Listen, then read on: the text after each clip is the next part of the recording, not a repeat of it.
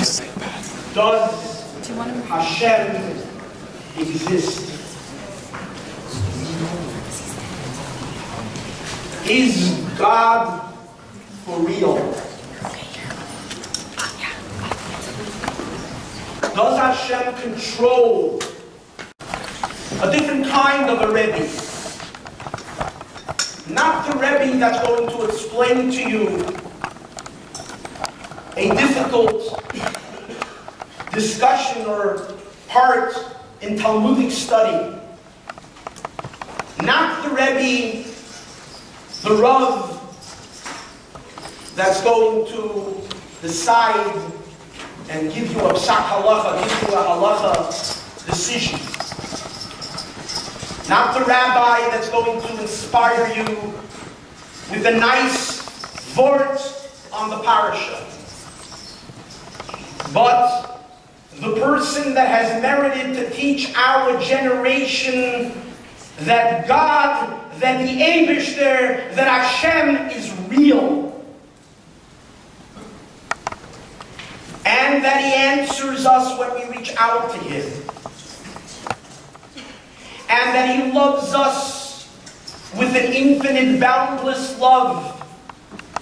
Like the Holy Baal Shem Tov taught, that Hashem loves every single Jew, every single one of us, like a one and only child born to elderly parents that have been waiting for a child all their life, and finally they were granted a child.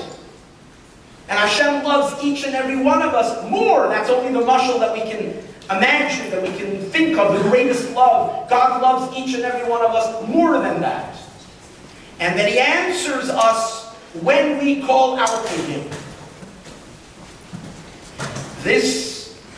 Tonight, we have with us the teacher of Emunah, the teacher of Bitachon.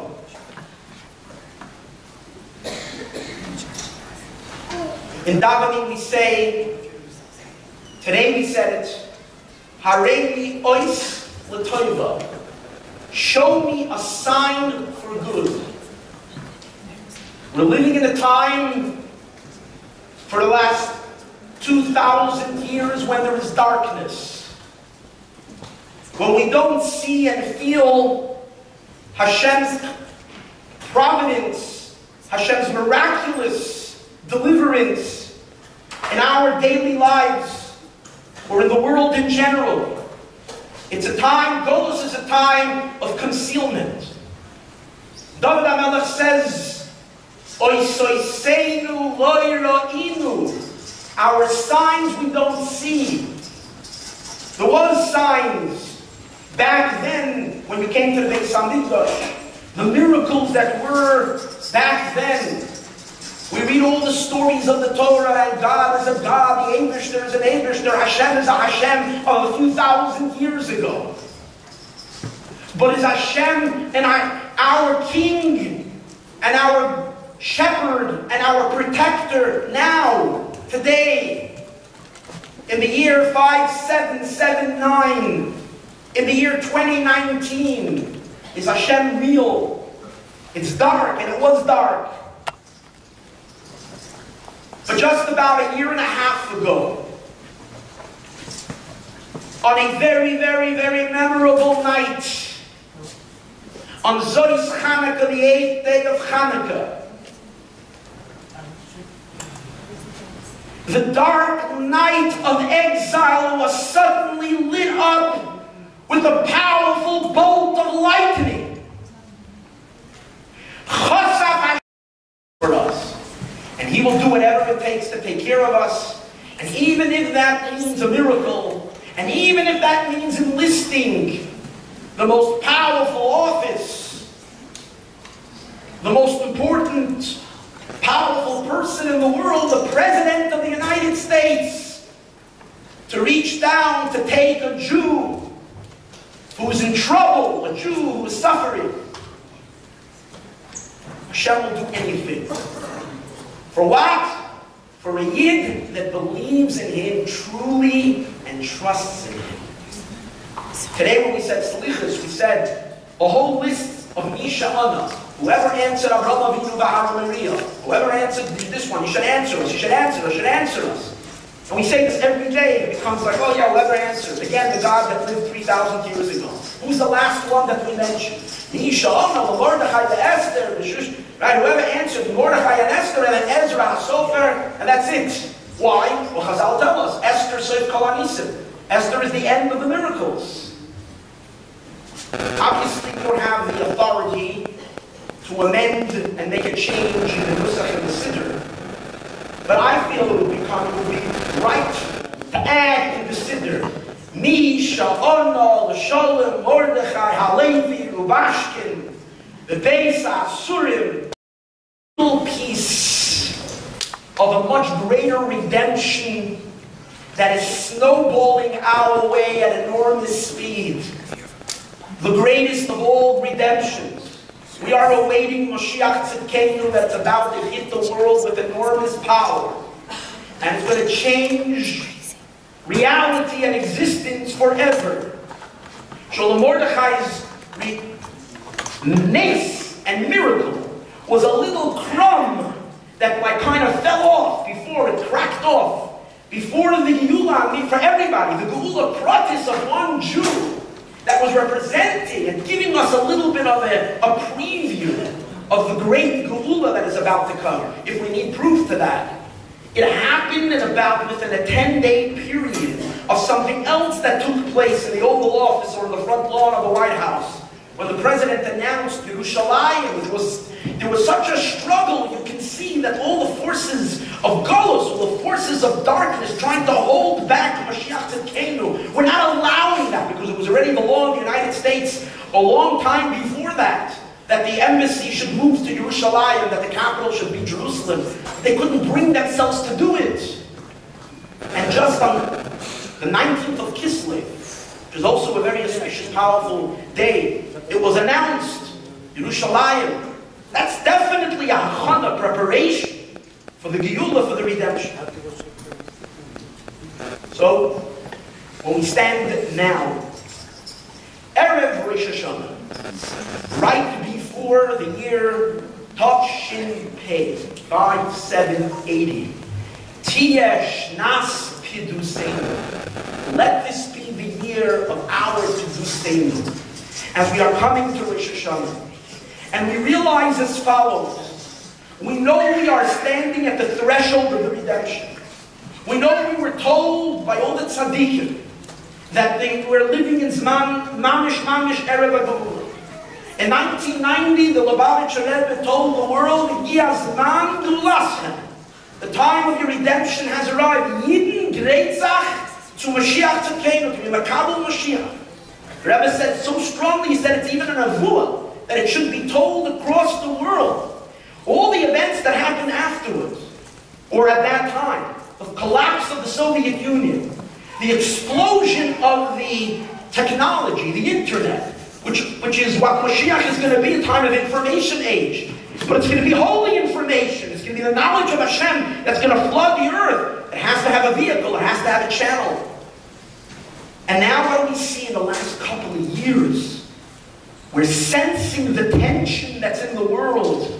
And it's getting stronger and stronger. The political environment is becoming so extreme. Governments are swerving out of control, like a car that doesn't have any. It's moving. First we had an administration that moved one way, and then suddenly it got thrown the other direction, and no one knows what's going on. And now they're talking about, they opened up an impeachment probe, and Iran is rattling the world with threatening. And these are all signs of the Geula, and most of all in Eretz Yisrael, in all of the history of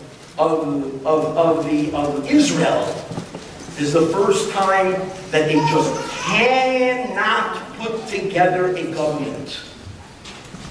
It's a vacancy. They can't put it together, and they tried once, and they tried twice. The seat is vacant. The Chisei David Avdecha Mehera, we're waiting for the Memshal of Eretz Yisrael to become the Memshal of Mashiach Tzidkenu. It's open, it's waiting for us. This Rosh Hashanah, we are in control, because in Rosh Hashanah, Hashem has given us the power. Tamluchuni aleichem, make me king over the world, make me king over yourself, and make me king over the entire world. We have the ability. Hashem's kingship will only reach its ultimate realization in the coming of Mashiach. So on this year, Tafshin Pei, we should daven from the depth of our hearts. Yes, we have to daven for all our personal needs. But we need to focus from the deepest place in our hearts to use Moshe Rabbeinu's words. We should say to Hashem, Hashem Elokim, Hashem Elokim, Ata Hachiloisa. You started showing us already the miracles of the redemption. Laharis es avdecha, to show your servant. Es yodcha, your powerful hand. And now I am begging of you, please, Ebrana, please let me cross over into Eretz Yisrael permanently, all of us. Every single Jew from across the world, happily, in good health, and let us have the complete realization of Mashiach Tzidkenu. In preparation for that, and to help us in this situation, I'd like to introduce a very, very unique individual. Shalom Mordechai is going to speak to us soon, but he was the recipient of the miracle. Who is the master of Pidyon Shavuyim, when we're waiting for Hashem to do the ultimate Pidyon Shavuyim and to take us out of Galus. We need the person that's channeling that energy. So I would like to call up now our dear Gary Chaim Yosef Apfel.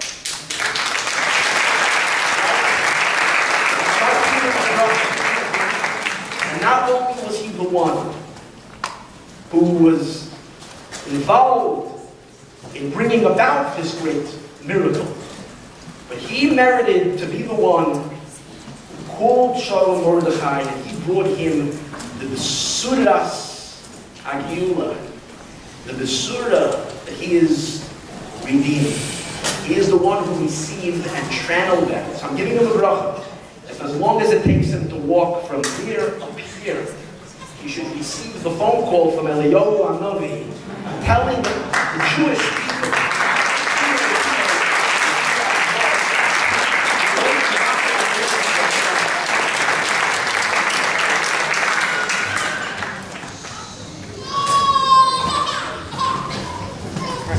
I know how you feel. Thank you so much, Rabbi Wolf. Your words inspiring as always, and way too kind about what you said about me. Baruch Shechiyanu v'kimanu v'giyanu l'zman hazeh. For me, this is a particular dream come true. That we're sitting in Los Angeles in what I like to think of as my town, and my dear brother Shalom Mordechai is here with us tonight to share with us his words of chizuk, and just his being here is a chizuk itself for everybody. I know for everybody in this room. And I would like to express my hakaras hatov, first of all, to the Kadosh Baruch Hu, for giving me the zchus, the privilege of getting to work firsthand and closely, weekly. For 4.5 years, every single week we had every week we had a 2-hour phone call. And at least 20 times over that period, I spent 5 to 6 hours with Shalom Mordechai in a place called prison. And I knew what a privilege it was, because it was so obvious, even under those circumstances, what an Ish Kadosh he is, a Baal Bitachon. So I want to thank the Kadosh Baruch Hu for giving me the opportunity to be part of this tremendous nace, and for getting to know and become close with such a wonderful, extraordinary human being. I think we all know Hayavim Lahakir B'Nes. It's obligated, it's mandatory upon us to recognize a miracle. Everybody here tonight, it's clear that you all recognize the miracle, the next, when President Trump commuted Shalom Mordechai's sentence almost 2 years ago now. At the same time, ain't something elements. We have to recognize the miracle, but we're not allowed to rely on miracles.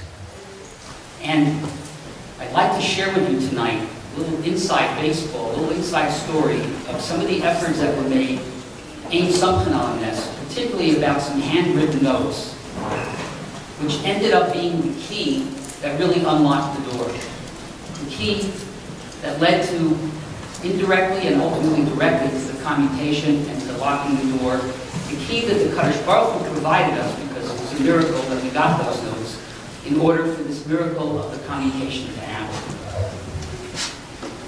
Before I do, though, I would like to express our hakaras hatov to 3 people here in LA who have not gotten the recognition that they deserve for being such an important and integral part of the team. And this was a tremendous team of so many people that were involved in seeing that this should happen.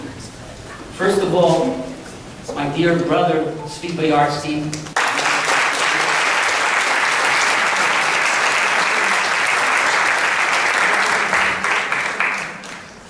Tzvi always tries to stay behind the scenes and not to be out front, but anyone who's involved knows that Tzvi was relentless day and night, making sure that the right politicians were being spoken to, the right former members of the Judiciary Committee, papers were being prepared to file with the court, and that no stone was being left unturned.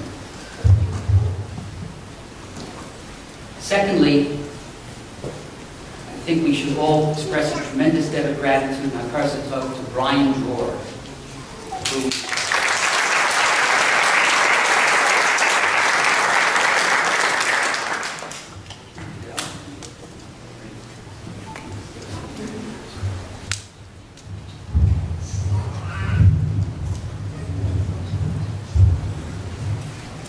Brian is an accountant extraordinaire, and I got involved in June of 2013, and shortly thereafter, Tzvi and I actually went to Brian, explaining to him, I told a little bit of the inside baseball story, exactly what he did. But Shalmarta, I think you probably remember, one of our early legal calls, Brian was on the phone with us to ask questions to understand the asset value of agri-processors, which became so critical in this amazing event. And then finally, I have hakaras hatov to my wife, Serena, who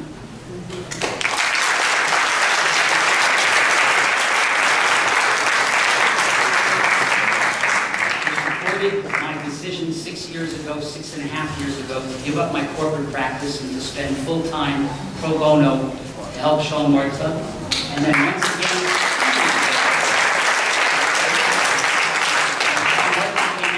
she supported my decision to continue doing pro bono work, representing full-time pro bono the Aleph Institute.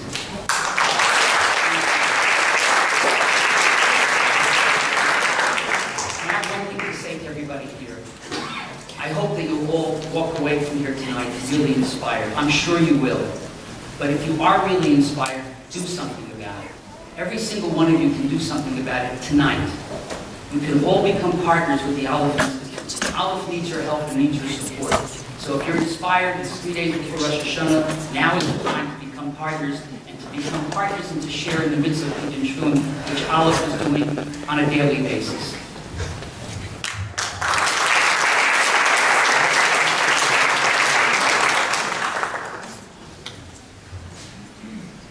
It's a very interesting Gemara. Set the Shabbos stuff, Gimel on the days, the Gemara says, Tana Rabbanan, Mi Kasav Megillas Tainis. Who had the zchus, the privilege, to write Megillas Tainis? Megillas Tainis was a Megillah at the time of Gemara that listed what we'd say the minor Jewish holidays, the dates on which Nisim occurred, miracles occurred to the Jewish people, and therefore you weren't allowed to fast. Sometimes you weren't allowed to have a hesped. We still celebrate 2 of those, Hanukkah and Purim, but the rest we no longer celebrate. But obviously, having the zchus to write Megillas Tainis and to record all the nisim that the Kadosh Baruch Hu did for Bnei Yisrael was something special. The Gemara answers, Amru, Hananiah ben Chizkiah Siyato. It was Hananiah ben Chizkiah and his colleagues. Why?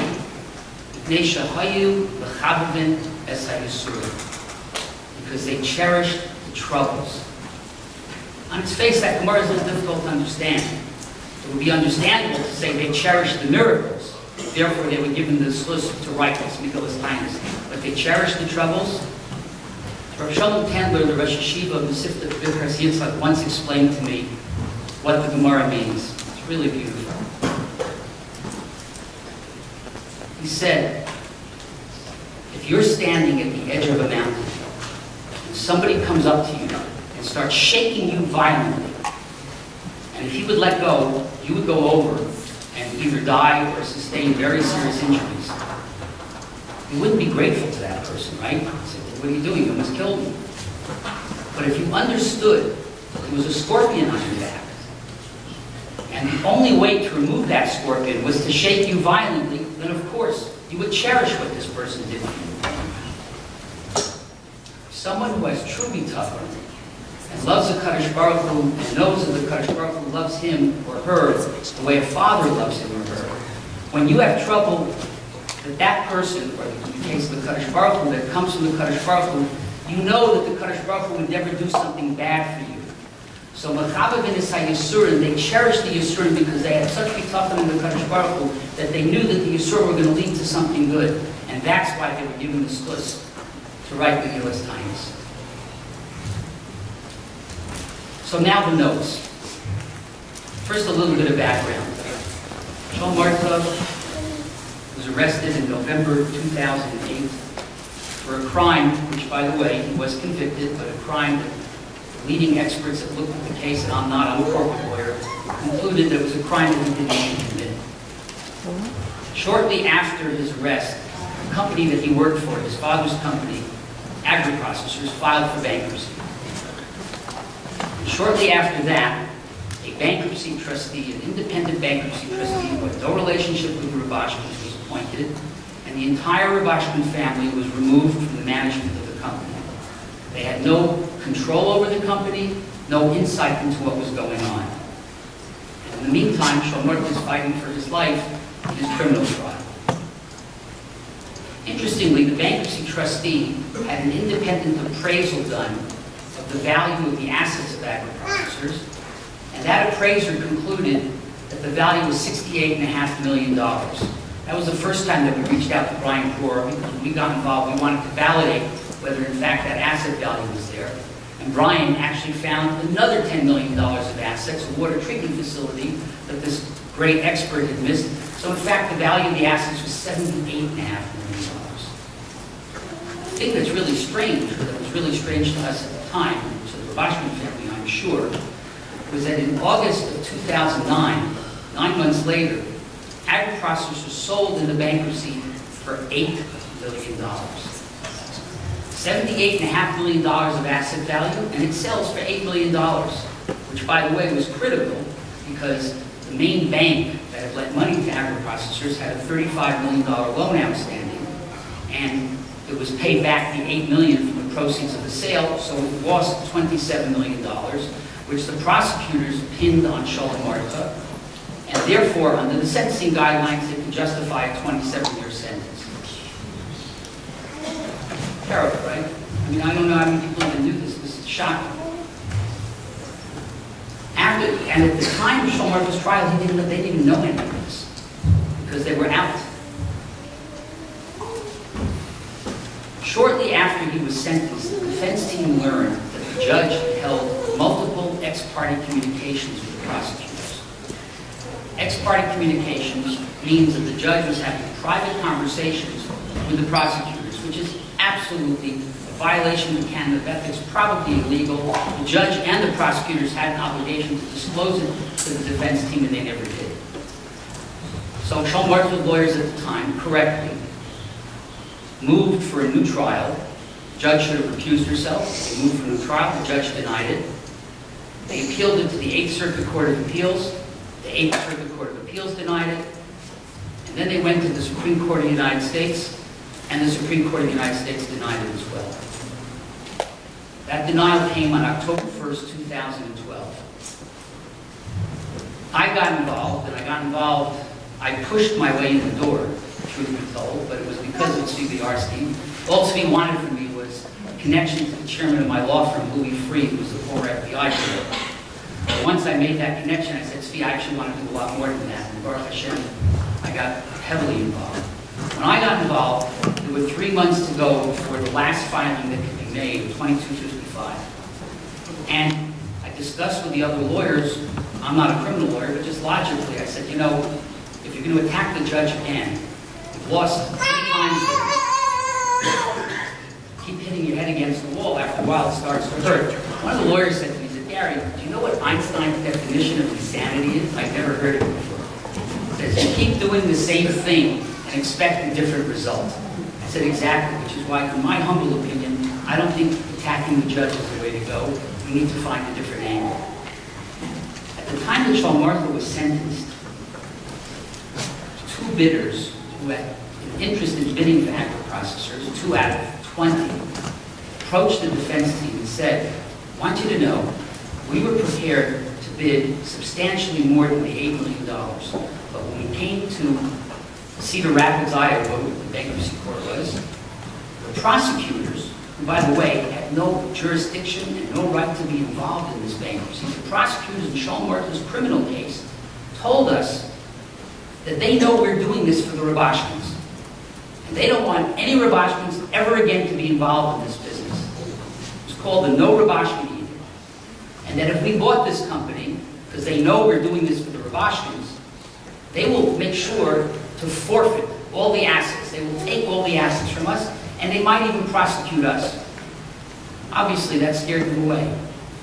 One of those bidders, real man of great courage, actually testified at the sentencing. The defense team didn't really even understand the extent of this, which is what we're going to talk about in a minute. But he actually testified that he was chased away by the prosecutors. The prosecutors, in order to rebut that testimony, and the reason it was so critical is because if the prosecutors interfered in the sale of agri-processors, then they're responsible for the loss to the bank, and not Shaul Martha. And if Shaul Martha is not responsible for the loss to the bank, then the maximum sentence he could have received was 6 months. And instead, he got 27 years. Prosecutors knew that. So what did they do? They brought a witness, an Iowa lawyer named Paula Roby, who was a lawyer for the bankruptcy trustee. And she testified, I've seen that transcript so many times, she testified there was no such thing as a No Rabashkin Edict. I was involved with every bidder, and I met with them with the prosecutors. Yeah, they were a little nervous, but the prosecutors always put them at ease. There was never any such thing as a No Rabashkin Edict. They said that Aaron Rabashkin, Shaul's father, could be involved in the business. There was no such thing.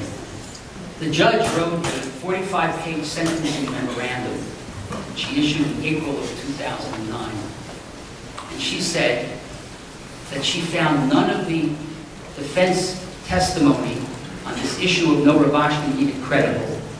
She found Paula Roby's testimony credible, and therefore, she's not giving any effect to the No Rabashkin Edict, and she's holding Shaul Martha responsible for the entire $27 million loss and sentencing him to 27 years. That was the situation when I got involved. I said, you know, we really ought to try to find other bidders. And the bidders were all scared. It's understandable. These prosecutors were frightened. We really ought to try to find some other bidders and see what their experience was. And in 9 weeks, thanks in large part to the efforts of Zvi Biarski and Rosa Hinda Weiss, Shaul Martha's daughter, we actually identified, we didn't even know who the bidders were, because they never made a bid. They showed up, but they never even signed into the court. But they tracked them down. We got 9 bidders to sign affidavits in their own words, each one telling the same story. The words were different, but the story was the same. We showed up in Cedar Rapids. We were ready to make a bid. We were told that before we could make the bid, we had to be qualified. They took us into another room, and there were 2 federal prosecutors there who were yelling at us that we're doing this for the Rabashkins, and they're going to forfeit the business if we buy it, and they're going to put us in jail. And we then filed the 2255. Our main claim in the 2255 was that the prosecutors were responsible. This was egregious prosecutorial misconduct. By the way, it's very important. I really think it's important to make this point. Everybody should know this. What happened to Shaul Martha is an aberration of the American system of justice. And the proof that it's an aberration was the fact that we were able, when we got the facts, we were able to get the support of over 100 former senior members of the judiciary system, including every former living Attorney General. I have spoken personally to every former living Attorney General prior to the Obama administration. And I must tell you, Ed Meese, Ronald Reagan's Attorney General, is a great guy. Just a great guy. I even spoke to Ramsey Clark, who was Jimmy Carter's Attorney General, left-wing liberal. He said, I'll sign. He said, but do you think the others will want to sign a letter that I signed? And I said, oh, Mr. Clark, that was a long time ago. So we got on both left and right, hundreds, dozens of federal judges, former U.S. attorneys, former deputy attorney generals, 2 former FBI directors. And the only reason that they agreed to lend their names to this is because this was such an aberration, and it was such an outrage. But we had a problem. The problem was that at that point, the only evidence that we had were affidavits of the other bidders. We knew that Polarobi was going to say, they're lying. I went to all these meetings with the prosecutors, and the prosecutors never did this. Litigators call this he said, she said. And when you have conflicting testimony, the judge decides who to believe. And there was no doubt that this judge was going to believe Polarobi and not believe even the 9 affidavits. We knew we had to come up with something dispositive. And the person that could provide this dispositive information was the bankruptcy trustee himself. There were 2 problems. First of all, initially, he was afraid to even speak to us. And again, I mentioned Brian Dror. Brian Dror, and this was when people were still really scared of these prosecutors. Brian Dror was the one who had the courage. He flew to New York. He knew this bankruptcy trustee, Sashkapa Pratis. We went in for accounting help. It turned out he knew the bankruptcy trustee. He flew to New York. We met with him in a coffee shop in Westchester where no one knew them. And the bankruptcy trustee gave him certain information. It was limited, but certain helpful information. And if you look at the 2255 that we filed on September 30th, 2013, you'll see that Brian Dror filed an affidavit. He wasn't afraid. But we really needed the bankruptcy trustee himself. But we couldn't talk to him because the same Polarobi who testified at the sentencing had brought lawsuits against Shalom Martin and his father on behalf of the bankruptcy trustee trying to recover money for agri-processors. It was a joke, except that it was an outrage. The man was sitting in prison at the time. He had 21 more years to go on his sentence. Even if they got a judgment against him, how was he ever going to pay it back? So the only one that was going to benefit from this case was Polarobi with legal fees. But nonetheless, under the canons of ethics, since she was representing agri-processors and the bankruptcy trustee, I was representing Shalom Martin. I was not permitted to speak to her client, the bankruptcy trustee, without her permission. And we knew she would give us that permission. And it literally took us a year and a half. It was a chess game, but we finally, with the help of a wonderful bankruptcy lawyer named Scott Steinberg and several other people, we were able to get the cases against Shalom Martha and his father settled. And then the bankruptcy trustee was no longer an adverse party, and we could speak to him. Here's the nace. Here's the story of the Novus and Hashkafa Pratis. And I'm sorry for this lengthy introduction, but you have to understand this to understand how significant this meeting with the trustee was. Because we knew that he was good friends with Brian Dror, and we knew he was going to be nervous, we said, let's bring him to LA. We also brought out Stephen Loper, Shalom Martha's trial lawyer in Iowa, Harvard-trained, wonderful trial lawyer. And let's meet with him in Brian's office, so he'll be comfortable. He'll have a friendly face there. The night before the meeting, I suggested to Steve, I said, look, you're the litigator, you're the criminal lawyer, so you'll know what questions to ask him. The only thing I would suggest is let's try to get him at ease. So instead of putting him through an interrogation initially, let's just tell him, tell us the story. Tell us the story. And I have to tell you, there were several times during this experience where I heard myself saying something. I said, where did it come from? I knew the Kadosh Baruch Hu put the words into my mouth. Let him tell us the story himself. And then when he finishes, anything that we had questions about, we'll follow up with questions. So that's what we did. We sat down with him at 10 o'clock in the morning.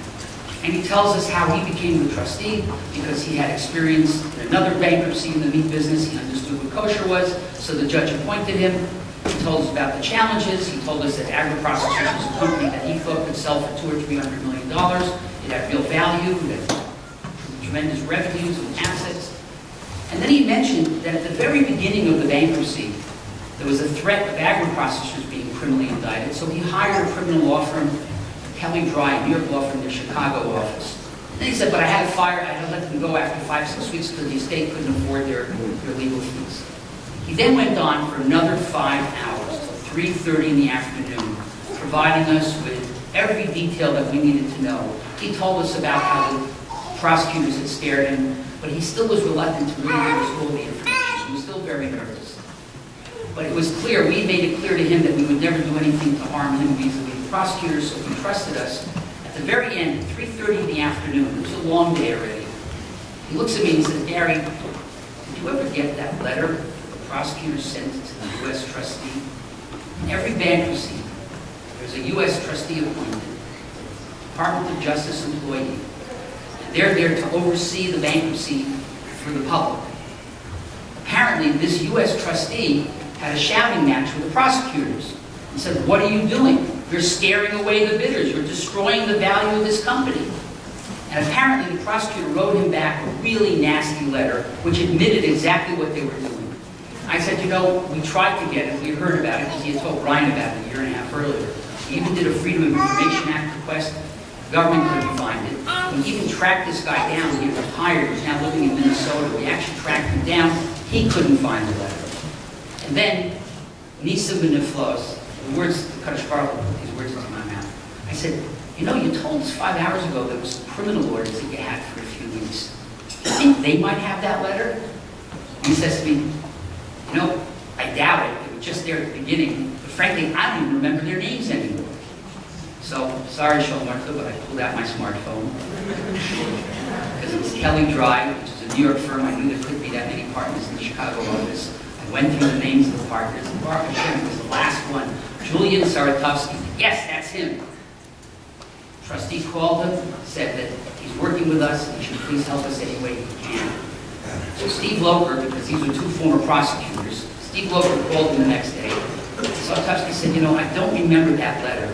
But you know, I was only involved for 5-6 weeks. I have to send the warehouse with my files. I'll call you back in a couple of days when I get the files. He calls him back in a couple of days. He says, I'm really sorry. I don't have that letter. But I happen to have 17 pages of handwritten notes of a meeting that we attended with the bankruptcy trustee and the prosecutors. Do you think that would help you? Would you like it? And Steve said yes.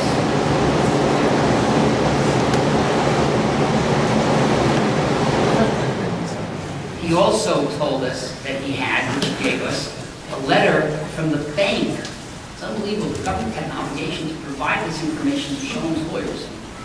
He had a letter from the bank to the prosecutors saying, what are you doing? You're scaring away the bidders. We're the victim here, and you're going to make it impossible for us to ever get back fair value and to get our loan repaid. Unbelievable. I mean, when we got this we were dancing. It was Nisa Beniflos. It was Mamish Nisa Beniflos. The 17 pages of handwritten notes were incredible. He had his associate at the meeting, and it was like a transcript.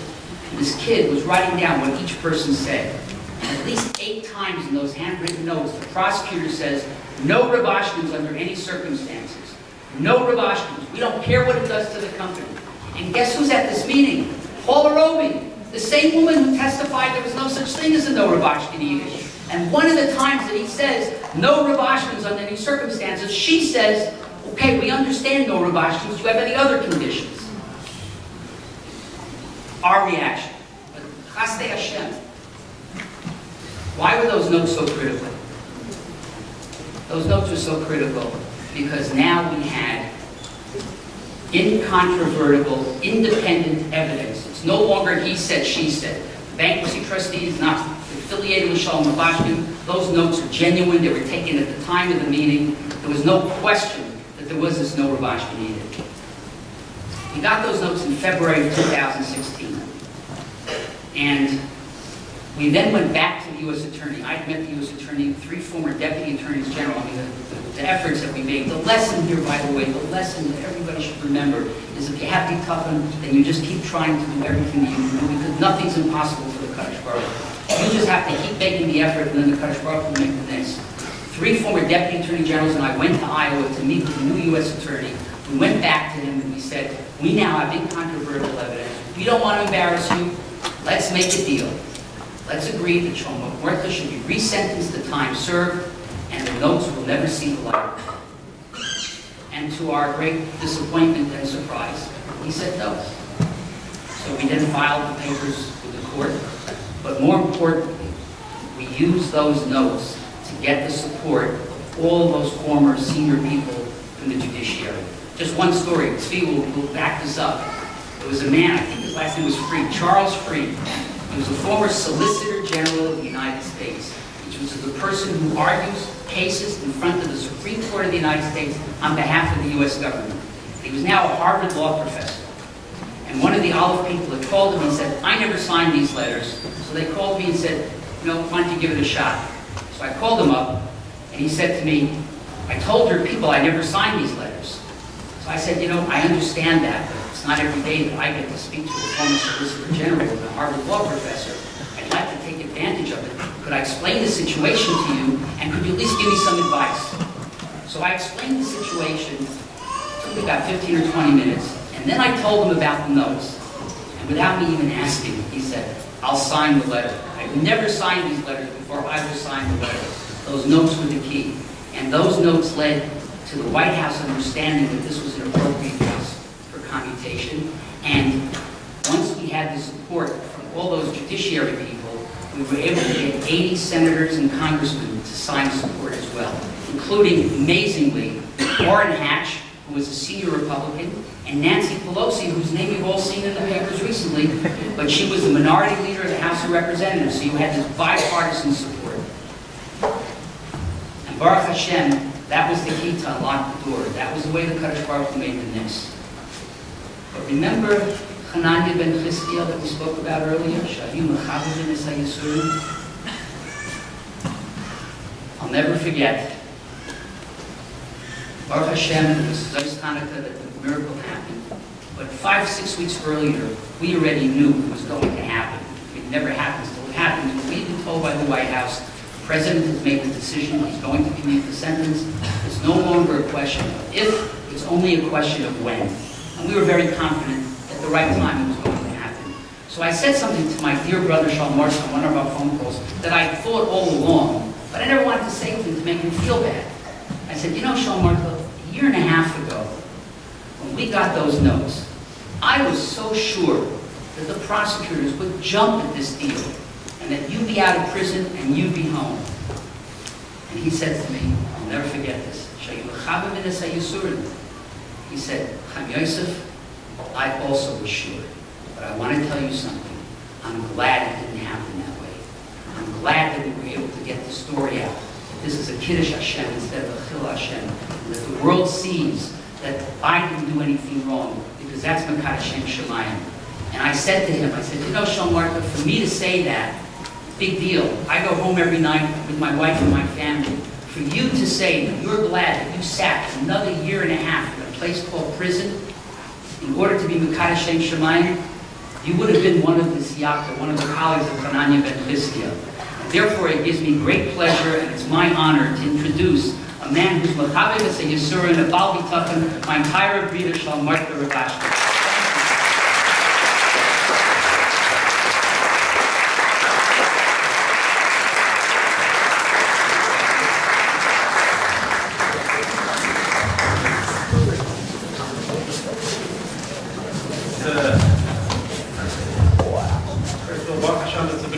Today, and I couldn't put them in the speeches about me. I just really came here to share with you on this and about how one Bitachon can be brought into our lives. And before I start, I want the Derech HaElam is, first of all, it says the Schus Nashim Tzedkon is Nigula V'Shedu Tzrayim. This is tonight I see for the Munda Bitachon, and we see Baruch Hashem, the women are representing him more than the men. I had to say this, I'm sorry, okay? Amun is pure, Amun comes straight from the Neshama. It's not fadreit with this understanding, that understanding, and everything obviously that Chaim Yosef said is exactly the way it was. But when it finally happens, you have to, my opinion is that here we go with the ganze argument, is that you have to look at the next part and not at how Hashem made it happen. Because for such a thing to happen, even though in hindsight you can see we did a shtadlus and the support of a shtadlus, when Hashem split the Yamsuf, he broke a Baruch called Mazah called Leidel. It wasn't the Baruch called Mazah, Hashem used the Baruch called Mazah, but it was a nest Hashem would bring it to make it happen. The fact that Richard Moltmann, the President of the United States, would suddenly want to free a Yid while he goes through his own troubles and travails is a nest for itself. Obviously, our status we still wanted, and the status itself was a nest exactly how we said it. And I frankly, I let him go alone, but I said, I hope you don't take the deal, because I really wanted this news to come out. I'm happy you brought it out better than I am. Okay, thank you. Now, I want to thank those who were very responsible for making this tonight happen, and I'm told that there's a woman called Itzkis Amir who worked very hard to get it happen, so thank you.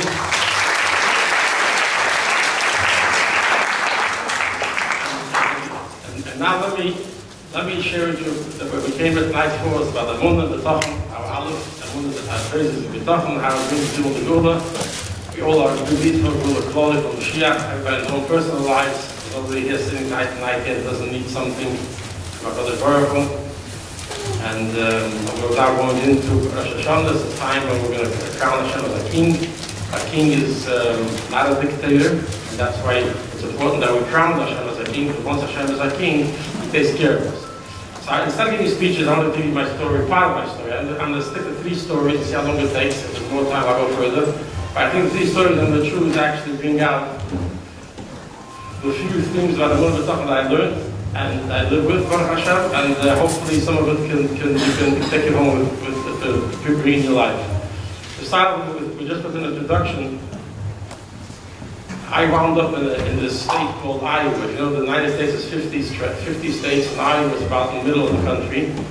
My father was in the meat business ever since I remember, producing kosher meat.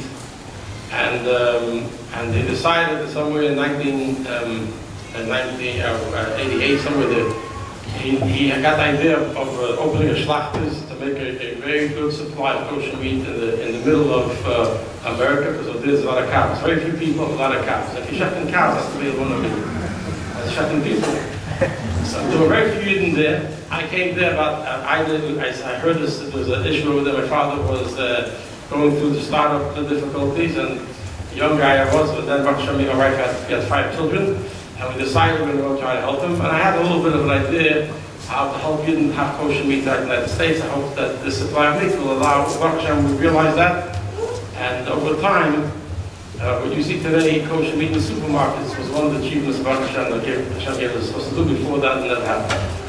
So we moved then into Minnesota. Minnesota, there's a small large community in St. Paul. Now they have a cheder over there, so we went into that cheder. There's another community in Minneapolis, the Twin Cities, a beautiful Acropolis over there also. And enjoyed the beautiful 3 years living there. And so how would every day I have to travel, or every second day, take a 3-hour drive from where we live to Postville, Iowa to work. So this is a story as an editing Kippur, and over the time, just to bring out, over the time, went from 0 Yidden as a community there, from Schachten there. By the time the program happened in 2008, there was over 100 families. We had a beautiful kehillah. We had a varied amount of types of Yidden, because different Schachten, different Mashgichim came from different Chassidim, and Chassidim itself. We had all different types of Chassidim, Sfardim. We all davened in one shul.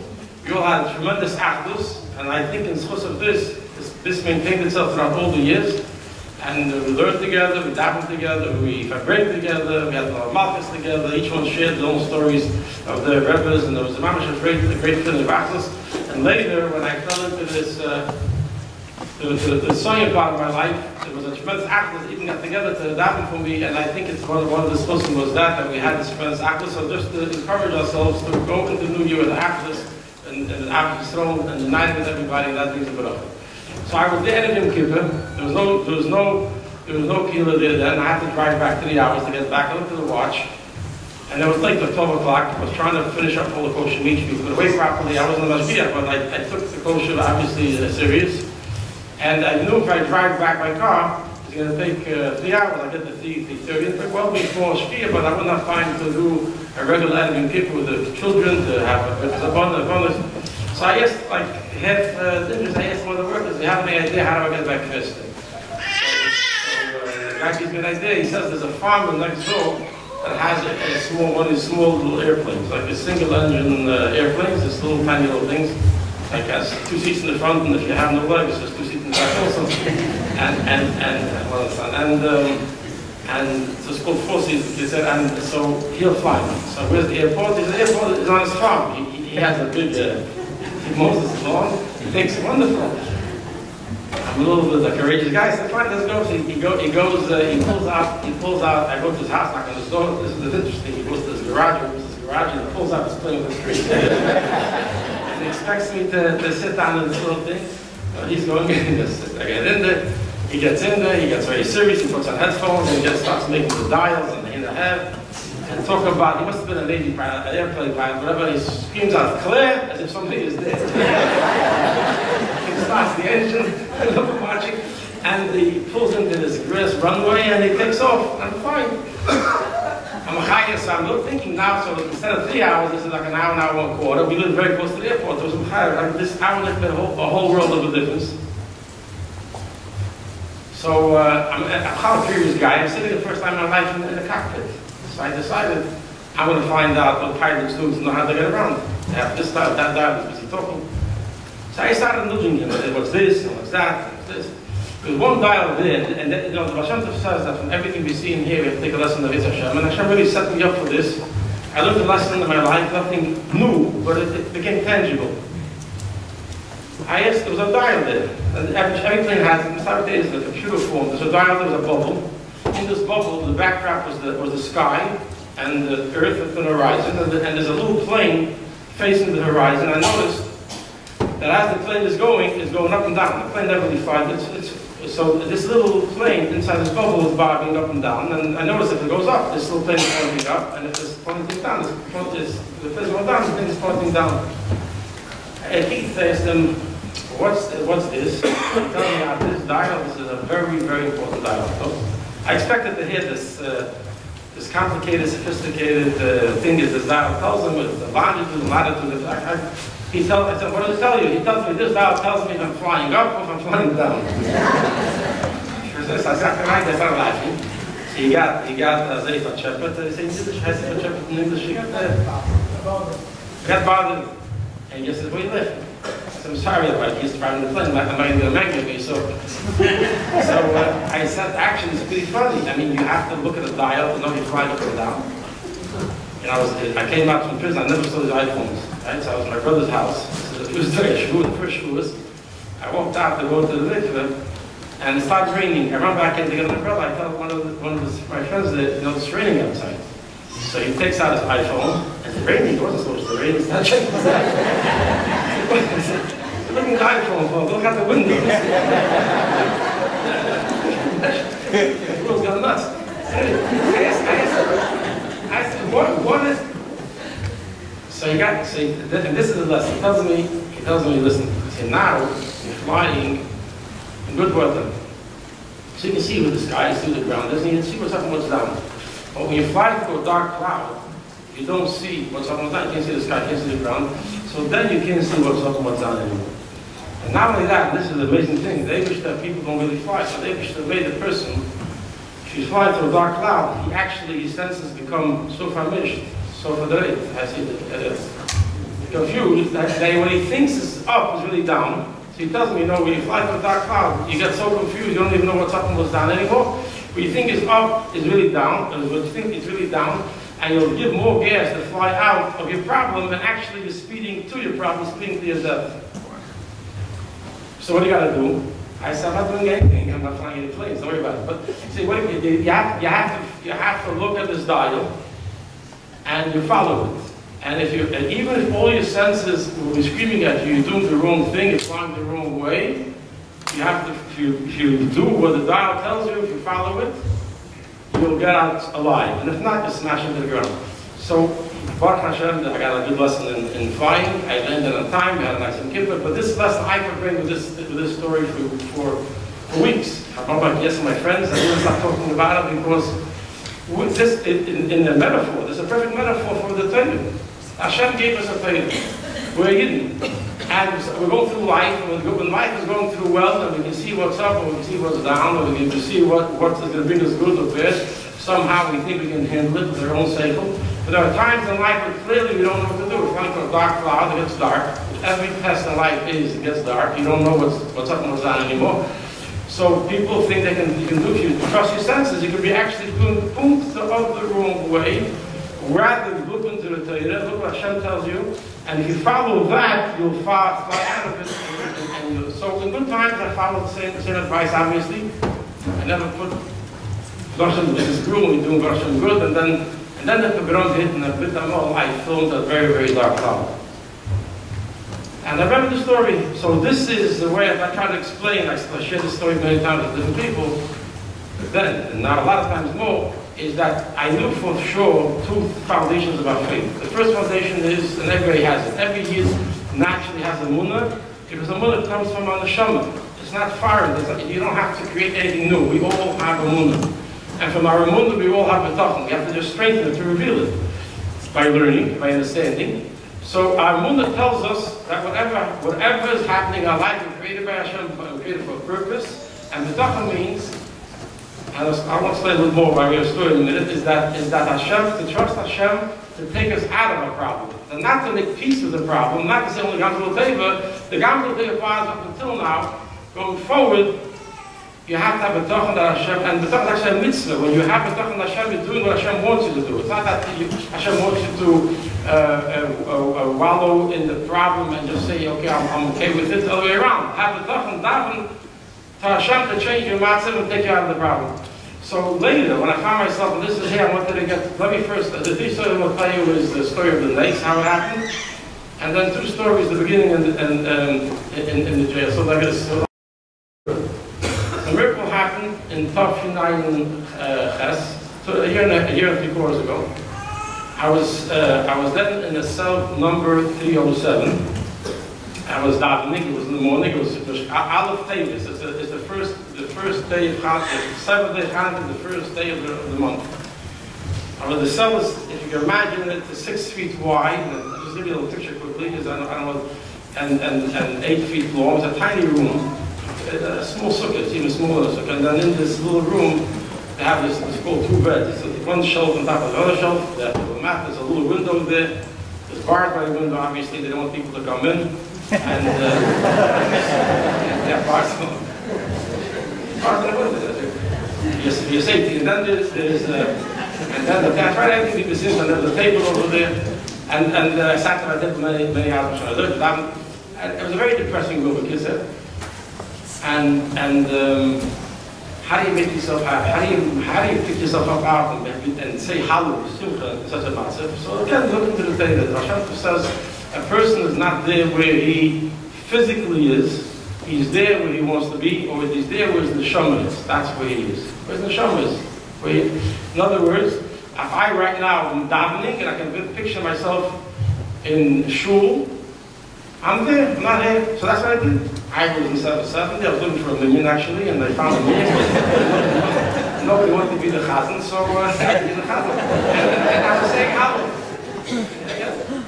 You know, there's slichas now. You know, you just picture slichas. Everybody just came from slichas a few days ago. We got up in the middle of the night, 1 o'clock at night, yeah? And we went to shul. We said, you're going to say Meducha. Everybody starts a moment of the day of judgment is coming. Can you imagine? I was there then in this little hole over there with another guy in the cell snoring. It's 1 o'clock in the morning. How do you get yourself to say slichas? And it's not just read it. Get into the mood of feeling of Hashanah. And the same thing, you're not here. You're where you want to be. I picture myself in Kol Chatzir, I pictured myself now in Shul. I envisioned myself in 770, the whole Kehillah there, I came down, the whole, and I inspired myself that I was able to start saying, you know something, and I'm not getting into this maybe a little bit at the end, this whole, how do you say, infatuation, that's the right word, I don't know English. But watching the whole day, watching the things on these little things, on the little handheld computers, is mamish interferes. That's when you're watching a lot of stuff. I saw Hollywood in California. I should be careful what I'm talking about. But every time you're pumping in your head images that are not those that you want to keep. You're just doing for entertainment, put it that way. And then you want to have an image that you do want to keep, that you do want to remember, and you want to put yourself there, you have static. That's what happens. So it's best if you keep your head as clear as you can. And Baruch Hashem, so here I was davening, and suddenly I hear the officer, calling my name, Rabashko. So sometimes they call you, they have something important to tell you. I couldn't imagine what he wants to me right now. So I finished Hallel, middle Hallel. I was at the part where you say Min HaMeitz HaKar Sikar. It's very interesting. I put the whole timing of the nest together, and I go to Ismail. He hands me an envelope, and the envelope is, I can see, is coming back to the United States Appeals Court. Now, Chaim Yosef, my dear brother, who explained the whole mindset that he was fighting with, and he put it with a 9. This was the third time that we put it in, and we went up the ladder. I knew that this is the last time to get an answer from them, and even though they were working on this big thing Baruch Hashem should use to get me out, this is obviously something which is like a lightning, something which is given from above. It's definitely not brought from you don't go to court to get what you got there. As far as the court, as far as Teva was concerned, as far as nature was concerned, this was the last possible answer you get from court. Like, for the life of me, I couldn't understand why don't they get it and why don't they call me back into court and redo the whole thing. I opened the letter up and I looked at the letter. It was a very short letter, and there was the words denied or made very bold and big so a blind person can see it. And I actually was davening. I wouldn't have a cat that I always never give up hope.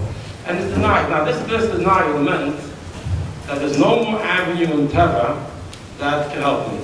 That's what it meant. And in other words, in the world of nature, it meant that they're telling me you're staying in jail for another 18 years. And I really think 8 years is what it meant. And there's nothing you can do about it. You can't call up the police, or the police brought you there, right? And you can't call up a lawyer. It's finished. They're not listening to you.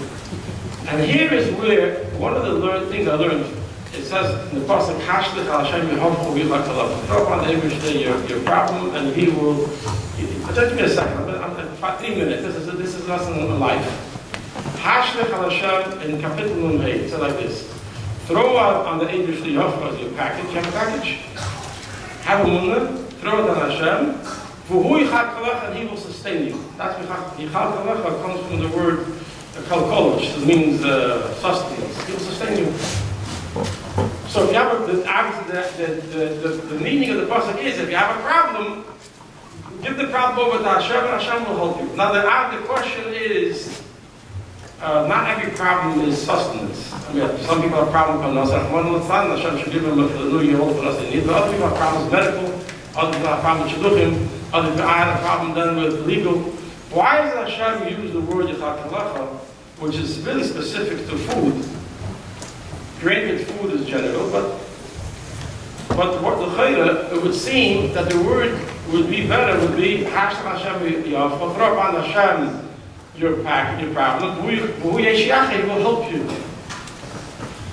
So the explanation, that's kind of this, very, very beautiful. He says, the word Yichal Kalecha has in it the word Keli, vessel. So types the pasuk now. Throw upon Hashem Yavcha, throw upon Hashem your problem, and He will make the keli for you. Which means, typically, generally, Hashem wants us to do what we call shtadlus. He wants us to do something. You need money, go to work. You need to have a refuah, you need to have a healing, go to a doctor. You have a legal problem, go to a lawyer.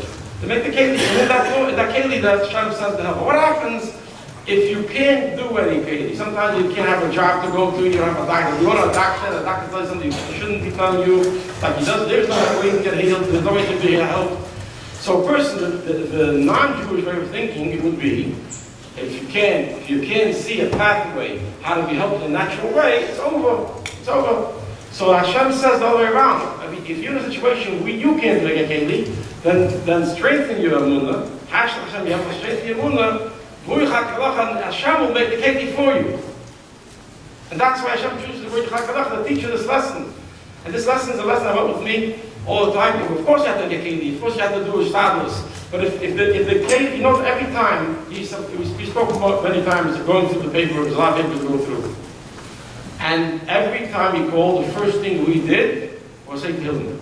We had 6 kapitel of Tehillim to say. We said kapitel Chav, kapitel Gimel, my kapitel, my Rash kapitel, and the Rebbe's kapitel, that's what we said, right? And then I told him about Torah, and he told me about Torah. This was and then I got down to business. And guess what? The business worked. There's one time, this is a story I don't, okay, one time he came, I'll say the story briefly, he remembers this good. He called, he's coming Monday, they didn't want to take this thing over here, they're coming, they have to file all this notes he's talking about. The paper was an unbelievable amount of paper, I mean, that's like this, a mountain. And he tells me, I'm coming Monday morning with the other lawyer, and I want you to be ready early, right in the morning, 8:30. And we're going to work all day. We're going to try to get as much done together because there's a list of filing you can make. You have to be there. You have to make your. So I said, Chaim Yosef, you know, I can't meet you 8:30 because we have a minyan. We had a minyan once a week. Then in the chapel, we had a minyan every Monday, 8:30 to 9:30. So we'll start at 9:30. So he was upset a little bit. He said, "What are you talking about? A whole hour? I'm coming all the way from California. He's coming from Iowa." I said, so we started out working knowing that the only reason you're doing your status is Hashem wants to make your status, right? So the first thing you have to do is to make sure that you do what Hashem wants you to do. You have to first daven. Then after you daven, then you have bracha on what you're doing. So being the dear Chaim Yosef that he is, he agreed. And it came Monday morning, I went to daven, I got my minyan, I got Keshet Torah, I got the Levi, I got the Levi also. And then I was ready to be called out at 9:30, nobody's there to call me. Finally, he shows up at 10 to 10, and I come in there and say, what's going on? Where's the other guy? What happened was, the night before there was a rainstorm. He flew from California early, he got there earlier. The other lawyer got stuck in Chicago. There was no plane into New York or LaGuardia, so he got the last seat, he tells me, to Albany, and he's coming in 10:15, so I say to him, listen, Chaim, look at this. You yesterday were making me less crazy, I should be early. So she started off early. Imagine I would have taken your advice and I would have said we have to do a status, and I'm going to daven on a minyan, I'm going to miss a minyan, I'm going to miss Keshet Torah, and I'm going to be ready at 8:30. You can't work without the other guy anyways. The other guy, and maybe because I waited to daven the minyan, that's why you got to fly, you got the last seat. So I always use a story, as we have to make a keli. When you do something, we finish the day, we finished all the paperwork, and Baruch Hashem, I got denied anyways. Which I laugh about it. I'm much not gonna laugh now. But even I remember I got denied. My family came to visit me, and I saw they weren't as happy as they usually are. So I said, "What's going on? What happened?" I said, "Who died?" She said, "Yeah, we hoped you'd win, and you lost." They were hoping if they win the thing, that we can come back to the court, and then go back to the court. They have to redo the sentencing. So I said, oh, that's why you, I said, this is what I'm talking about tonight. Emunah, once something happened, you know it came from Hashem, and therefore, Gam Zul Teva. I wanted to say Gam Zul Teva in a strong way, so I said, I Gam Zul in English, right? So I said, this is the best thing that happened to me. So they looked at me like a bank mash, how is losing a thing the best thing happened to me? I didn't know then. Because I just said what the Torah says. Once something happened to me, I know it came from Hashem, and that's the way it had to be. There couldn't be any other way, and it's the best. Hashem did it for me, it's the best way. Later, a year and a half, 2 years later, I don't know what happened. When finally Hashem freed me, I realized, and after being denied so many times, what could have happened if I would have gone back into court? Easily, the court could have said, okay, you found something, I'll knock off 5 years. Not 27, 22, we rounded off to 20. Well, I'll still be in prison, not 20 something. So I guess the Eibishter wanted me out earlier, so he made me get denied, I got denied, and then I got out. The Eibishter wanted me to get out. Our job is to know everything is from Hashem, Gam Zul Teva. So I got this piece of paper, I realized Gam Zul Teva, Hashem will help. Hashem will help, I can't do any more status, Hashem now is going to do it in the best way he can do. And so he can do it. I went to sleep the lesson that night was the 8th day Chanukah. We lit the Chanukah menorah. The Chanukah Menorah was the last time Baruch Hashem in the place called prison. We sang on the Sachar, and the next morning, I used to get up every morning, and I used to say the whole Tehillim. Yeah, because the Sachar means davening to Hashem. I really, really wanted to go home, and that's why I really, really said the whole Tehillim every single day. I said, I want to go home, I said, at that morning I got up to say Tehillim, and they saw us right there. He said, wait, what did you get up for? You got a letter yesterday and they said it's over. I said, no, it's over. Nothing's over. Hashem is going to help me. That day I woke up, at 3:30, they lock everybody into the cells in the place called prison. They count the inventory every hour. Every 2 hours. Every 3:30, lock everybody in. And I was locked in this little cell, and it was this Hanukkah, so I wanted to make a suda, I wanted to make a meal, and there's no good food over there to eat. It's not a place you want to go to if you want to eat.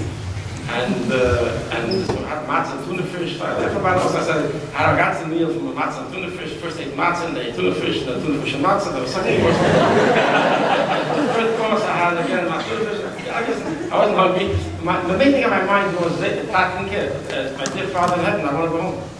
It's Hanukkah, it's based Tavis. I trust that you bring me home. 4:25. I looked at the clock. The Noshkia was, which was 4:31 that day. 4:25, the door swung open, and there's a guard over there, and he tells me in a very, very strict terms that he's really, really nervous. He says, "Hey, Rabashon, get out." The music's my ears. If I'm going home, I'm going home. So he says to me, "You're changing your locations." Right, guy? Interestingly enough, I just point this out. This guy he worked, his work week was Tuesday, Wednesday, Thursday, Friday, and Shabbos. He worked Tuesday to Friday days. He always used to greet me with a good Shabbos. He came to work on Tuesday, he told me good Shabbos. And Wednesday, good Shabbos. Why? Because I was there with the young Eden, and there's like 7 different buildings there. So Shabbos, I used to scream out to all the guys, good Shabbos, Yank, I was trying to get a little bit Shabbos.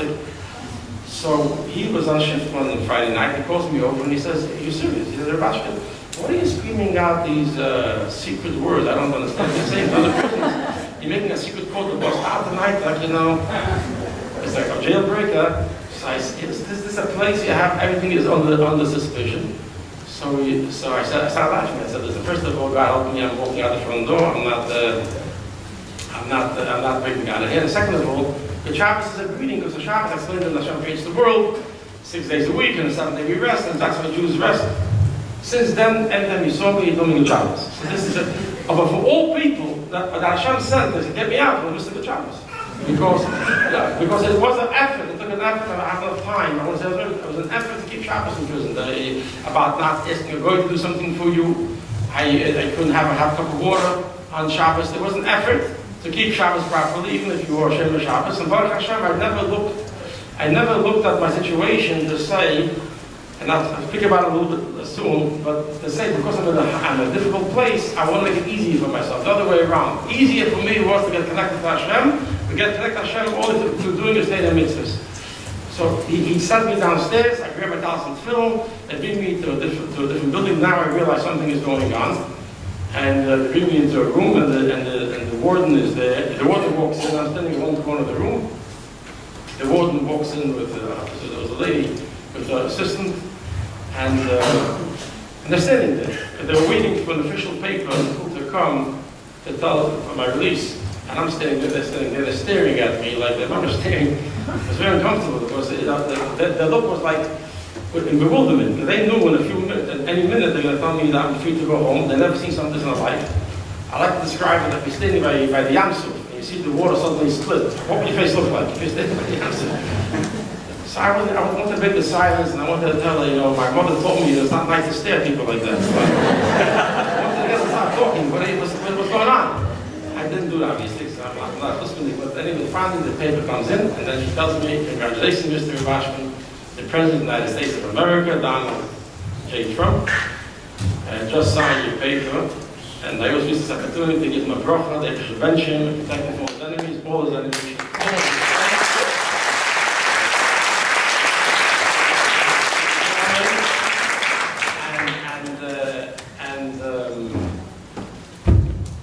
You're a free man to go home. Like, you just imagine the moment. I was waiting for this moment 8.5 years. I trust in Hashem every single day that I will get to 8.5 years. And here I am, and Hashem gave it to me. So obviously I was overwhelmed with Ava and love for Hashem. And the Hashem there was nobody that to dance with, there was a Chaim with actually, Baruch Atah Adonai L'Olam Shachar L'Gvara.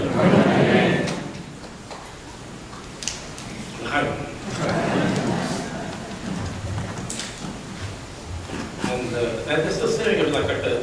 So I wonder if comes a miracle, that was Chanukah today, miracles, Hashem does miracles for the Jewish people, Hashem loves the Jewish people, does miracles for them when they need. I'm Jewish, God loves me, He made a miracle for me. And then it hit me that I forgot the bench. I was thinking, I ate my whole 6-course meal, like matzah and everything. And the Shabbos kicked me out so fast, I forgot the say once I got a bench. And I knew the halacha is that you have to go back a bench. So I did. I held the boat and listened. Before I leave, I got to go back a few minutes. I can't describe the look on the face.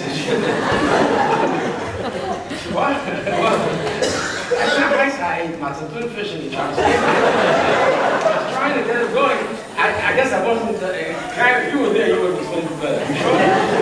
And the kid said, she says nothing, you can't go back, you better go ahead. So I said, to be my machayim. She worked my machayim, and then I said, I'll listen in a obviously in a tremendous way. It wasn't a joke. I'm actually a very serious guy when it comes to these things, and I never, the 8.5 years, I never let myself do what is the first stumble. When a person goes through a problem, goes through a dark cloud, to think that now that I'm flying through dark clouds, is a way to make it easier is not to do Torah and Mitzvah as opposed to the other way around. When you run through a trouble, that's one of the basics of a Torah. Is look at what they still want. You know what's coming from Hashem. What does Hashem want? Get closer to Hashem. Don't get further. How do you get closer to Hashem? By making you keen and doing what Hashem wants. Every mitzvah comes from the expression of connection. When you do a mitzvah, you have an opportunity to connect to the only power in the world, Hashem. So look at a mitzvah as not at a time to look how to get out of it, but how to how to jump into it head first and do it right and connect the innermost fiber of your being with Hashem, and then you'll see miracles. So I wasn't kidding when I wanted to go back. I really was. I was awkward having to go back there, but she wouldn't let me. And then she calls Chaim Yosef to find out. She asked me, who do I want to pick me up? So I said, my wife. I thought she was there. She called up Chaim Yosef, and Mrs. Sebastian, she got to pick me up. Chaim Yosef then called up my wife to tell her, Mr. David, to pick up her husband, which she's waiting for 8.5 years, right? And she was coming back then from speaking to a school to daven for me. Before every time we put something into the court, we always made a special day. We encouraged ourselves, asked our friends to do something in preparation, also in the mitzvah to get closer to Hashem. And my wife was at the Chanukah, she was keeping the class, the school to daven for me. She's coming back, you know, in New York, across the Washington Bridge. And he tells my wife, go pick up your husband, he's free. And she didn't get the accent, she was driving. But she didn't have to go home to pick up my clothes either. Because she wanted to show Hashem that she has to be talking about every single day she got up and she's going to pick me. Hashem's going to answer her tefillos. She always used to keep on my clothes, because when you go into prison, they put you on like Purim clothes.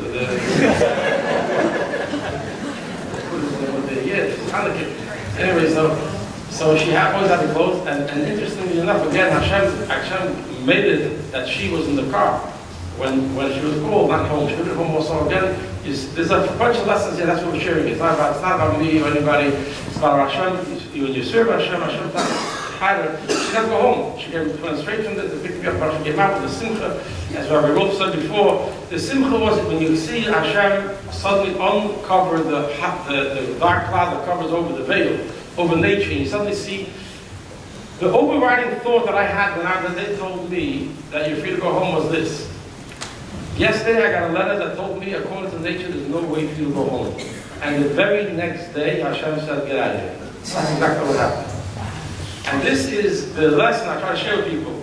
Yes, we have to work in nature, but not because nature means anything to us. Yes, we have to do something, but not because that's why we want to daven for minyan. And that's why we do a mitzvah first. But then why? Because that's where we show Hashem.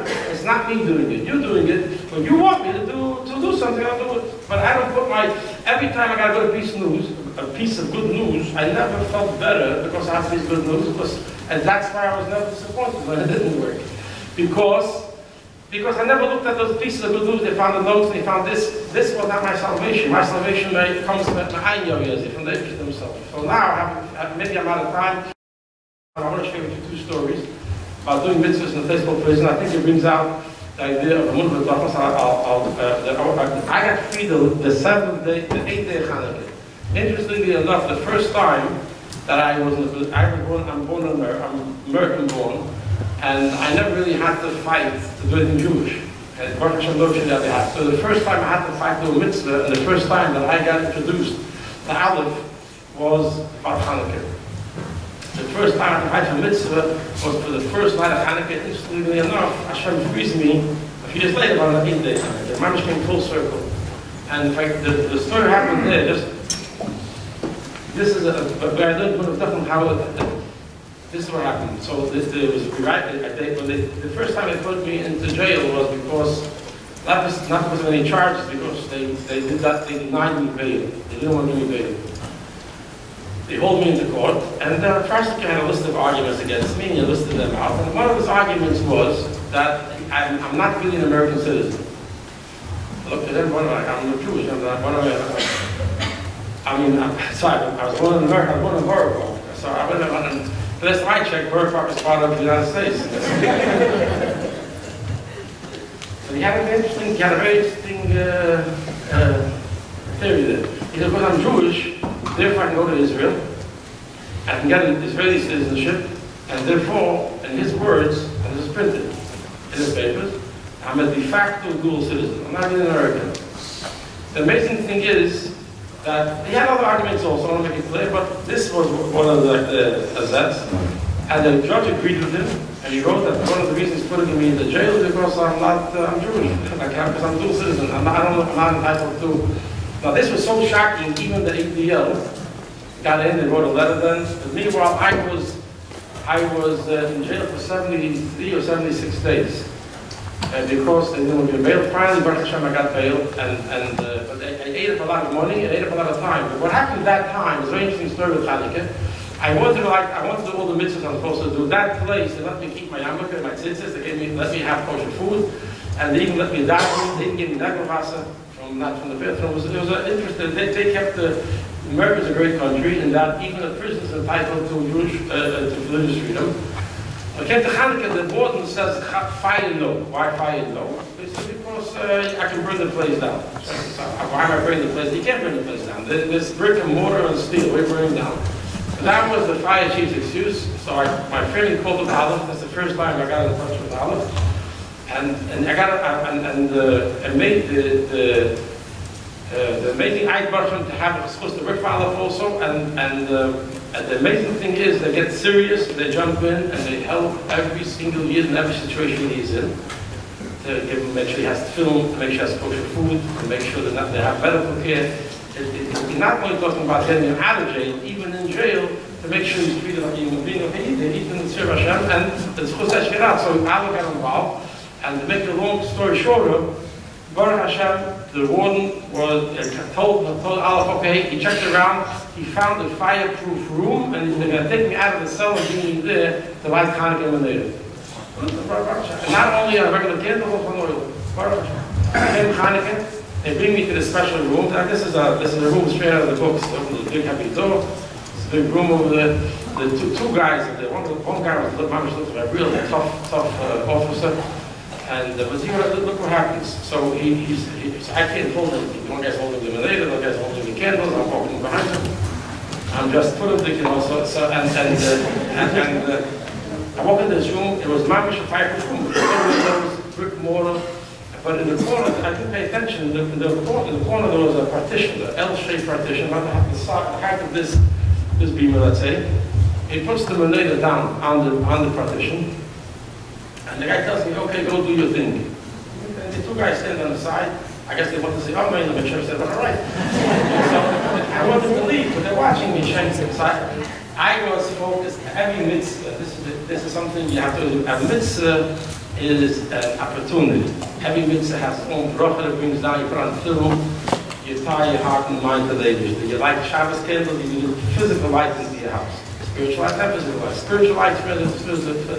Chanukah is Nisim. Also Nisim, like we say, you make a bracha. They did miracles for our parents. Chanukah brings down the idea that Hashem does Nisim in those days, and you make a bracha with Hashem's name, is Man Hazeh. I need to go home. So and Hashem answered my tefillas, and He's allowing me to light the Chanukah menorah.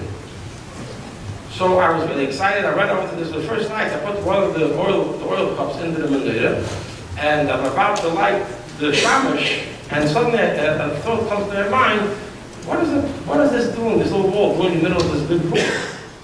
I get a look on the other side, and I got sick. This was a wall that partitioned for a toilet. There was a toilet on the other side. Oh, he's right. So how can you make a bracha next to the toilet? So I turned to the guard, and almost like I say reflex. I can't do it over there. So he said, why not? I said, there's a toilet here. I said, that's so. So we go to you. What happened? So you can't. I said, listen, guy. I think I'll explain to him. I said, I'm about to make a blessing and say God's holy name. You think it's right to say God's holy name next to the toilet? I asked the guard, what's he telling me? So he's quiet. So I see his traction there. And I want to add some more to it. I say, and what if this guy did? That's not candle. This is a holy light that proclaims the miracle that God did for the Jewish people and spread the holy light throughout the whole world. You want my light to be spreading over a toilet? You know, I got to explain the mitzvah in terms that even the Yitzhak can understand, right? And the amazing thing is, the guy got it. This non-Jewish man that looks so tough tells me, I don't know if he got it. But he tells me, what should I do? And, you know, instead of telling me you're watching, you're in prison, you do what you're told. Yes, speak, what should I do? So I realized this is my opportunity. So I say to him, you know, I tell you what, you know, every day they give me, I eat kosher food in that place, obviously. But then they took me to a little room to eat kosher. They didn't want the other prisoners to see I'm eating different food. So to take me to that room, I know it's not fireproof, whatever that fireproof means. And this is the amazing thing is, but what do you think? I'm not going to burn myself. If the candle falls down, I'll pour it out. What are you afraid of? I can't do it, he tells me. I didn't get permission. This was actually, Hanukkah that year came out the first night of their holiday in December. Nobody was in the office. He can't ask for permission. I can't do it. So I started arguing with him. I didn't give him. And David Hashem to help me. And a few minutes later, it took a while, a little persistence, a little tefillah to Hashem, right? A lot of tefillah to Hashem. And suddenly he tells me, okay, let's go. Okay? Miracle number one. The protocol is you always have to check in with the office. Here he agrees to take me. He tells his friend, I'm going to be quiet. I saw maybe I can't, but his friend both agreed, let's do it. These are stories that show you the humanity that exists in prison. So when you get to the story, when you see a little different, I'm not trying to knock on it, but I'm just thinking what happened. So he takes me to, he starts walking. One guy grabs the menorah, the other guy grabs the oil cups. And I'm thinking to myself, wow, what a mess. You know, if I get one more thing from these guys, I'll be able to do the Chanukah lighting exactly the way I did it at home. What is that? And the halacha is that the Chanukah menorah has to be lit for half an hour, right? And our minhag is a minhag, it's not a halacha, but our minhag is that the Chanukah menorah should be lit for 15 minutes.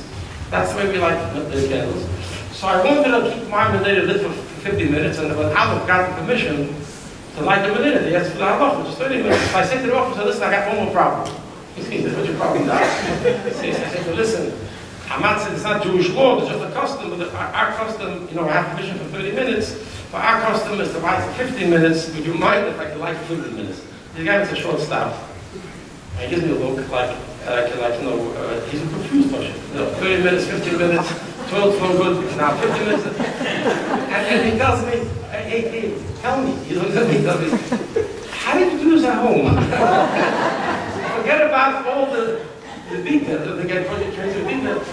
So yes, I did it at home. I was itching to tell him I did 15 minutes, but I told him the truth, obviously. I said at home, she could then the community was small in the beginning.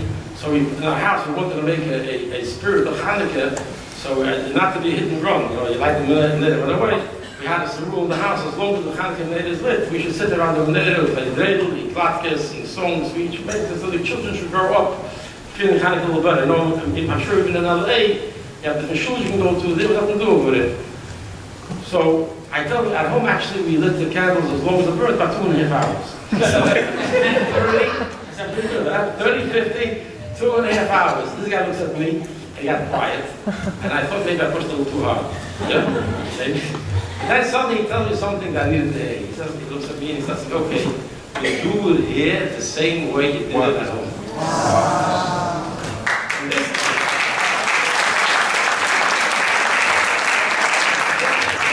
is something I've seen time and time again, and not time tonight, but a different time. Every time when we actually talk from our heart, from our neshama, even you're talking to this guy, looks a real tough guy. And the last guy that will ever give you something, he turned into somebody every night of Hanukkah. He suddenly became my biggest ally. I was there the whole 2.5, 3 hours. As long as the candle was burning, I was allowed to sit there. And I took so much pain from there.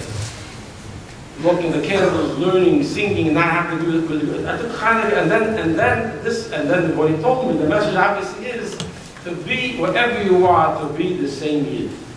Not always does the sign stay the same, and I want to show you the next sign will change itself a little bit. After the trial in South Dakota, they threw me into jail again. And then it turned out the first time it had to come from myself to want to do the mitzvah, and suddenly I was experiencing the sign, and I'm going to finish that with this story.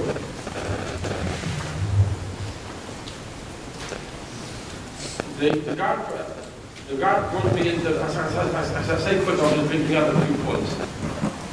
The second, in South Dakota, the guy brings me into a room, he puts a box down next to me, and he tells me I got to change over from my clothes, my regular clothes, into this pudding. Right? So I came to my senses, unlike what happened in the view. This guy, I asked him, can I keep my tzitzis? He told me no. Can I keep my yarmulke? No. I was sure that guy doesn't know what a Jew is. So I told him, listen, I'm Jewish. And a Jew has to wear a yarmulke and tzitzis, a man has to always be yarmulke and tzitzis wherever he goes, and I told him it's so important in Torah Jewish law, if you don't have yarmulke and tzitzis, you're not allowed to walk 4 steps. That's it. And I told him, if you can take it away from me, I'm going to be stuck in one place and go.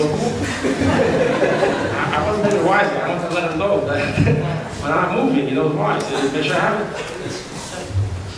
I expect him to tell me like before, okay, it's his religion, do it instead. And I'm not going to go into all the details, I'm just say the gist of what happened there. He tells me, listen, buddy, and I'll never forget, so he became my buddy. And a lot of things are going to change for you tonight. Now, when he told me those words, I realized I'm not only in danger physically, I'm partially in danger spiritually.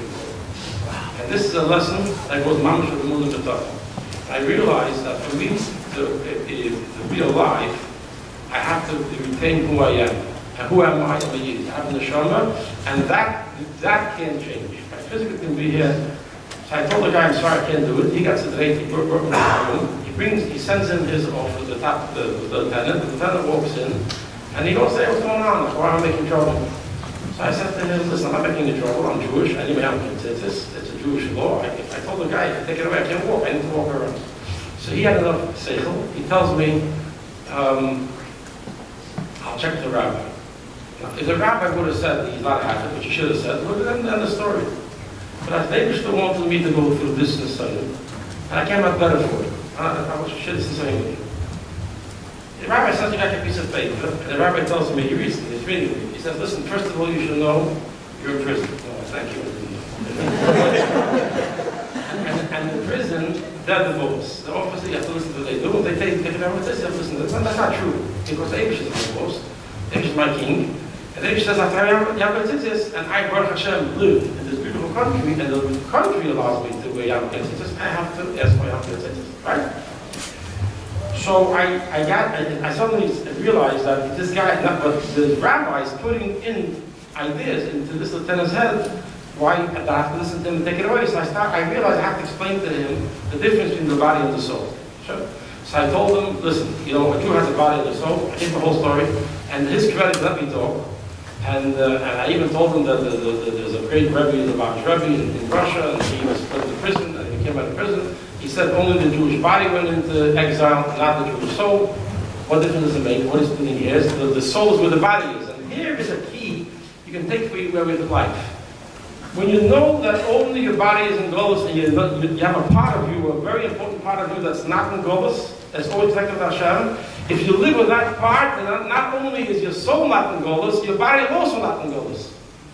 Where a person is going through an Nisayon, and if that is a problem, and that's a problem Hashem will take away.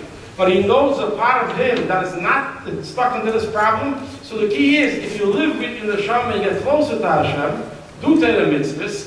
So if your neshama is not in Golus, automatically your body also won't feel the pain of Golus. And this is exactly, if I want to say any which way, I was able to go through 8.5 years and not have to see a therapist, not have to see a psychiatrist, and not have to take any drugs, and not have to do, and walk out normal. At 8.5 years, you know, after 10 years in prison, you can apply for Social Security benefits for being mentally deranged, because it really affects your how. Because I Baruch Hashem, live within the Neshama, hide within the Neshama, learn Torah, do mitzvahs, say to Hashem. So it's not only when you have a good year, when you make a decision to accept Hashem as a king, and you do Torah mitzvahs, so then you'll be happy, you'll be a malach, you'll be an angel. No, you'll have a good physical life, have a happy life for Gashmias, you'll feel good.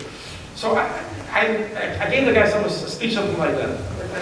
The guy hears me out, and for sure he didn't understand what I'm talking about. But he understood something's going on. He goes to check the rabbi again. Usually they don't take a double check. He goes back, and he comes back to me and says, the rabbi said, you keep one of them. All you have for you is the shaitan. This went on there, and I thought he told me, Rashi, listen.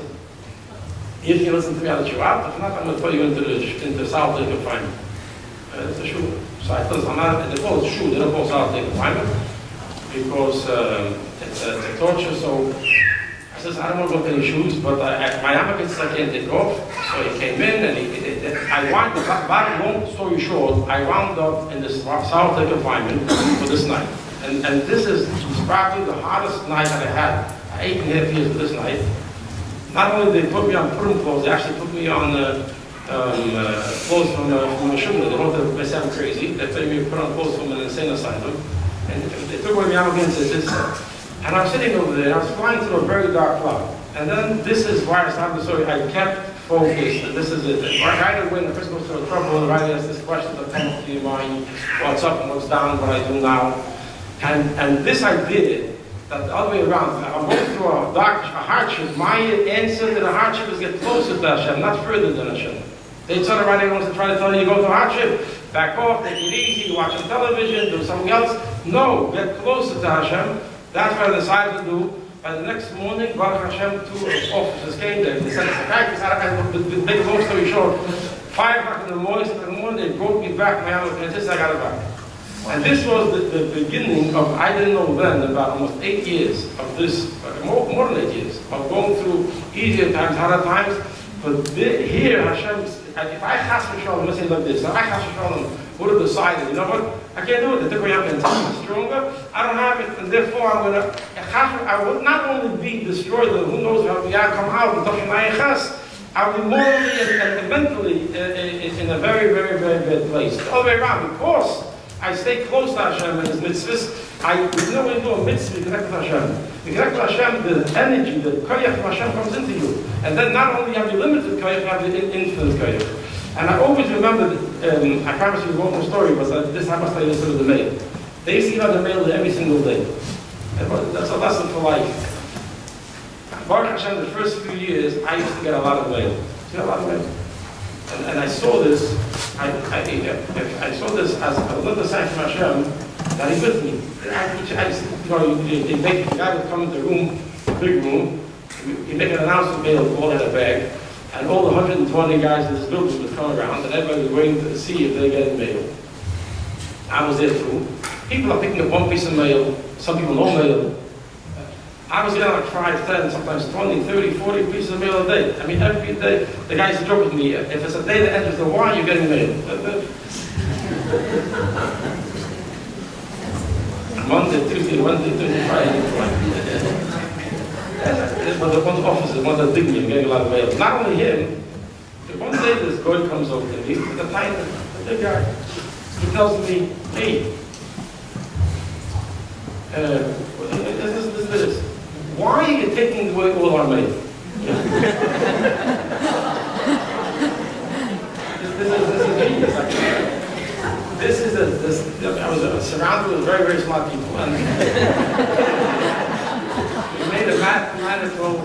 conditions, 100 pieces of mail.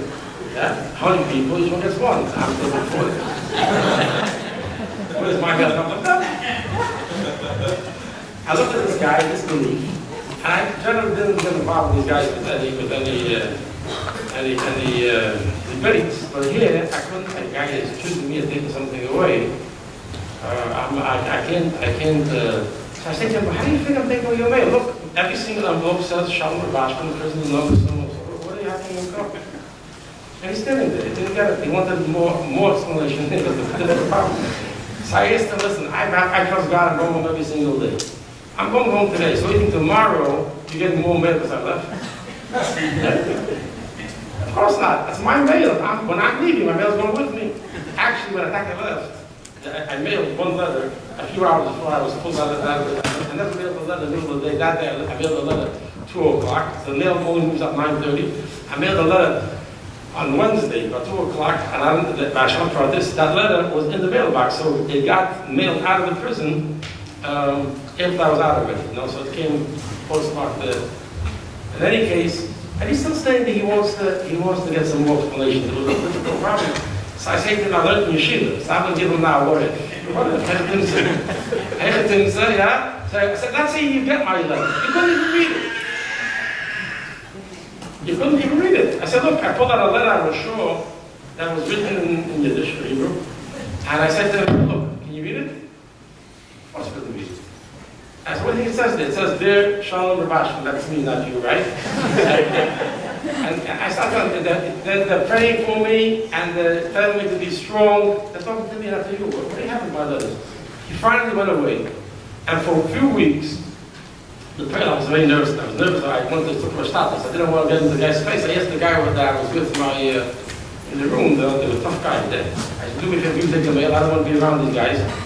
By the mail, at least. And, but I was mamish struggling to this. The Baal Shem Tov says everything we see in here, we have to take a lesson in a survey Hashem. And I was kind of struggling with the lesson here. Besides the fact how jealousy is very big, how they were jealous for something that wasn't even shy to them, something they can't even get. Then it hit me. The story with the mail is my story. What do I mean? It was very easy for a person being in such a situation to always think, and everybody thinks, and a person goes through a dark cloud in life, they can think to themselves, why is my life like this, and why is my life not like somebody else's? You always think about a friend that's not going through a problem. And if I had other guys' money, if I had other guys' good looks, if I had other guys' this, my life would be better, right? I was in prison, I could have thought to myself very easily, why could friends outside and family outside? And it was very easy to fall into the trap of thinking why my life is the way it is, and then I realized my life is my name. Every one of us has the way this is the Munah. Every one of us, the Eibishter puts down on this world with a special mission. To take the world that he lives in, to live in California, I live in New York for reasons, because we are working in California, I work in New York. I was born through my parents, I went through my yeshivas that I went through, I went through my learning to overcome the situation I can overcome, so I can bring holiness to every spot. So that's my mail. So if along the way Hashem says to me, I have to go through a place called prison, and I have to first go up and face the watch of success, and then find myself in a deep pit, right? It's not to break me. Hashem doesn't give you the Messiah to break you. The same way Hashem spoke about, my Rebbe spoke about, Hashem loves us like a father loves his only child. Hashem's love for us is unlimited. It has no limitations. The Tachon is based on our commitment to Hashem without any limitations. When we give ourselves over to the Eibishter, and we don't make any cheshbonos, we don't make any limitations, this I do and that I don't do, and so much I do. When we say to Hashem, it's all you, and only in your hands, and I'm going to do what you want me to do, and I'm asking you I trust you to get me out of my problem, that Hashem answers us, midah connected midah, and the same way we serve Hashem without limitations, Hashem answers us also without limitations. And what's the limitation? Hashem creates a world with nature, and Hashem breaks the nature to help us. The same way we break our nature to serve Hashem, Hashem breaks nature to help us. This is what bitachon means. How do you have bitachon? How do you get close to Hashem? So when we go realizing, and it's like I told you, the Eibishter put the whole story with the mail in such a good way. The same I told this guy, I can't get your mail, and you can get my mail. I can get anybody else's life. People think if I had the other guy's $100 million, I'd be better. I told this guy, if I had somebody else's $100 million, I wouldn't even know what to do with it. I would have to read it. It's mamish exactly the way it is. The reason we have the life we have is not chas v'sholem as punishment. It's Hashem asking us to understand it's coming from Him, use it in a good way, in a happy way, and then have it tough, and Hashem will make it easy and give us what we want. And then Hashem gives us what we want. And the Chana knew she was barren. Chana knew she couldn't have any children in nature. She davened for a child, and she got a child. Because the Jews hide the nation. So the more we recognize that it's Hashem and not nature, and the only reason we are involved with nature is that Hashem said so, then the nature goes away. The laws of nature go away, and Hashem allows us to go to Hashem, He makes the keli happen. It's our mail, our life is our mail. We have to do it. Hashem sends physical in the mail. And this is something that Mama gave me life and strength. A lot of times I'd be in a situation I'd feel like out of breath. I always remember, this is my mail. I have to be b'simcha. When you know you're doing something, and you're living your life, and Hashem, like the story with the king of the field, Hashem smiles to you, and Hashem is happy, and has timing from your work, then knowing that Hashem is happy with what you're doing, that's the biggest happiness you can have. And you go through, you never feel depressed. I don't remember once the day I was depressed over there. It was hard, but not depressing. I want to finish up with a bracha with everybody. You should have a ksiva teiva. Before I do that, I'm going to do something I never, ever did before. Because today is a special day. Aleph is having a campaign right now. And the campaign is to raise some to raise some money to help people in the places of judgment. Now we're going to the place of judgment very soon. Obviously not the same thing. The same for the Eibishter. There's no better way. One of the ways we can go and we help another Yid who is in such a situation where he's going through, and I was there, I saw how people are pushed. I'm not talking about legal costs. People need money for soap, for food, for medical help. There's nobody to send them. Aleph sends in Azay, it comes in the commissary, it comes in money. So I'm talking tonight in the middle of the matching campaign. They have a matching campaign going on. Every dollar you give is being tripled, believe it or not. And they need a little boost. It's a bit close before Rosh Hashanah. So if you do something, let's pause for 3 minutes if you can. And please partner with Aleph, and you can go to www.alephhope.org. It's ALEPHHOPE, alephhope.org, or email a pledge to 123@alephhope.org, and someone will follow up with you. It's a big mitzvah. You take 2 minutes and do it right now. Every dollar you're giving, if it's 10, it's 30, if it's 50, it's 150, if it's 1,000, it's 3,000, whatever you want to do. It's friendly. Also, how long is the campaign going for? For tomorrow? Another day? So if you can get onto your WhatsApp group and send out your WhatsApp group, I'll say it again. Remember, every dollar you are helping out with is $3. So if you get $50, it's $150. 100 to 300. Everything is triple. 500 is 1,000. Is 1,500. So again, www.alephhope, alephhope.org. Or 123 Aleph is Gimel. There you go. 123@alephhope.org, and text the pledge 310-866-069. No, they should mention everybody. Give us a triple good year. We have the big Gimel, the big triple of our Gula Shleima and Shpinah.